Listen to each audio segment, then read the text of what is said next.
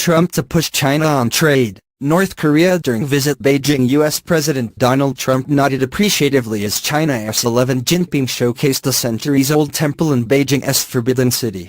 He clapped along as the two leaders watched the Chinese children's opera, and the pair shared a traditional tea and salutations of friendship.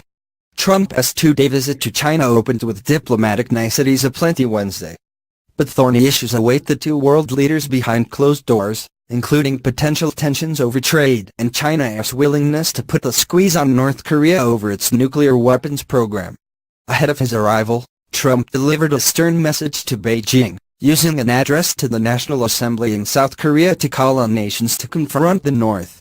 All responsible nations must join forces to isolate the brutal regime of North Korea, Trump said.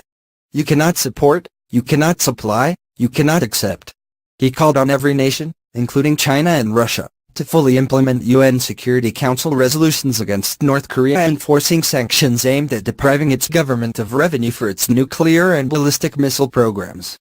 The latest measure, adopted after a September atomic test explosion, the North's largest yet, banned imports of its textiles and prohibited new work permits for overseas North Korean laborers. It also restricted exports of some petroleum products. Trump's words drew a caustic response from North Korean state media, which issued a statement Wednesday saying the U.S. should oust the lunatic old man from power and withdraw its hostile policy toward Pyongyang in order to get rid of the abyss of doom. White House officials said Trump would make the same pitch to 11 in private when the two sit down together Thursday.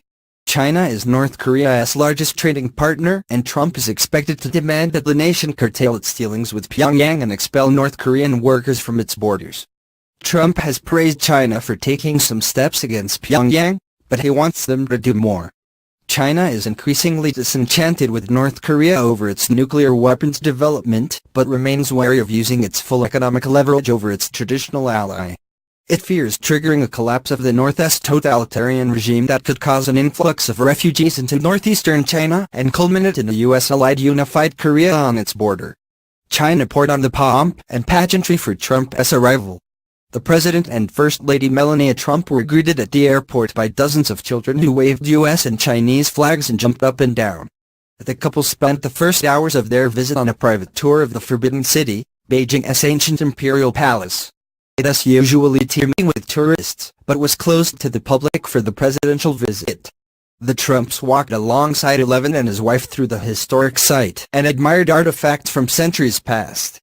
Trump posed for photos and, with a wave of his hand, joked to 11 about the reporters watching. And he laughed and clapped along during an outdoor opera featuring colorful costumes, martial arts and atonal music. Trump said afterward he is having a great time in China.